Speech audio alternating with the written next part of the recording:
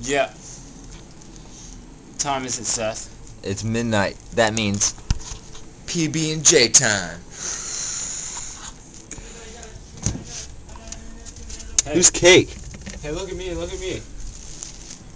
Eric doesn't know we're eating his PB&J. Screw him. Jelly. Now, what you need to know about making the best PB&J possible is that you're going to need some key ingredients. 1, Sunbeam giant bread.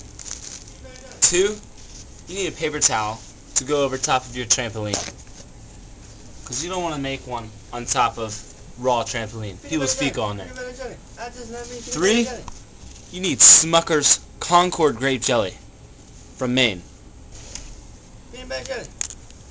And last but not least, Peter Pan creamy jelly. Don't get the nutty kind. It just messes up the flow.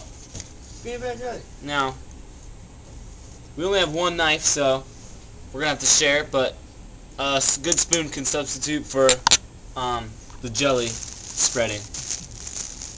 Both of those. So I'm just gonna place 2 for myself, Seth. I'm gonna give you a couple too. Okay. Both and hose. Alright. So what would you say the best ingredient to start with is? Best place to start, in my opinion, would always be peanut butter. Peanut butter first. You don't want to put too much. You just want to take like a light spreading and just as much as you want, but the important thing to get right is the proportion on both your peanut butter and jelly. Wouldn't you say that's right, Seth? Correct. Alright, well, why don't you demonstrate how to do that? Both and hose. Make sure you tell everyone what you're doing there. Right now, I am scraping the peanut butter just to get it nice and mixed up, and nice and fluffy for the knife and the spreading process. Big gloop. Gloop is a technical term for a dollop. Start in the middle. Peanut butter. Start in the middle. Work your way outside. Nice and even. As you can see, he's distributing the peanut butter equally, not getting clumpy in any areas. Nice and smooth. That's what you really want to look for. Most times you will have to go back for a second scoop, so don't be afraid to do so. And as you can see, it's not depleting the peanut butter too much. Still, there's plenty left for more PB&J nights. The important thing is to have a good one in the moment. So.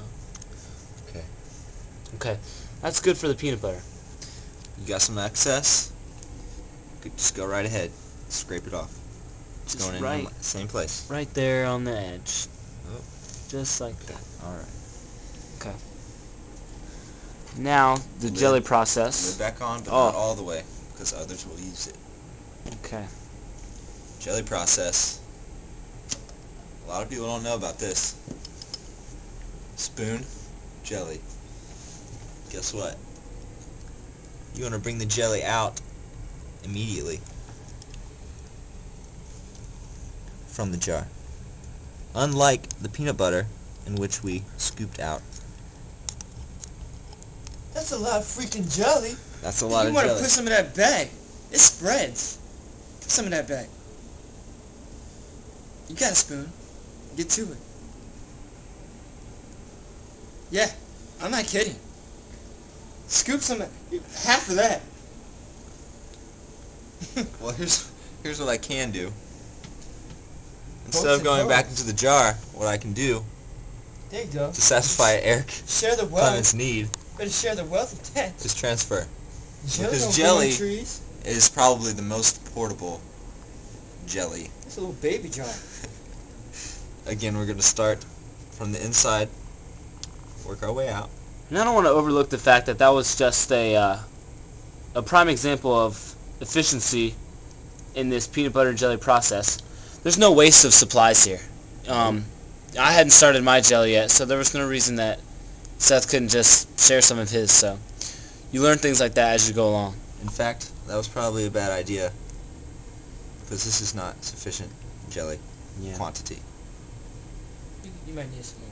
So I will have to retrace my steps This one. Just to accordingly. I apologize. It's understandable because the owner of the jelly does have the right to get mad over the distribution of the jelly. That's also a good point. If you pay for the jelly, you do have legitimate rights to it, and to say, you know, how much should go on someone else's bread. But you know, hopefully, whoever is the owner is fair and A little bit more rational. rational. You know, we're not talking about half spreading. You know, so. Okay, this is a decent amount. A lot of times jelly will be more smooth, but other times it will be kind of glooped, crumped, globbed up. And as you can see, almost like a bit of the fruit came out with the jelly. And that's okay. I'm not going to penalize that. And the final process, once you have both your sides nice and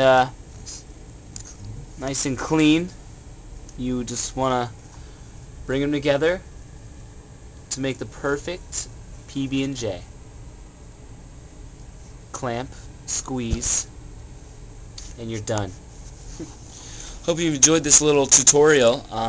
Now maybe you guys can make your perfect PB&J at your homes or wherever you are at 12 o'clock. I'm Aaron, and I'm Seth. have a good night.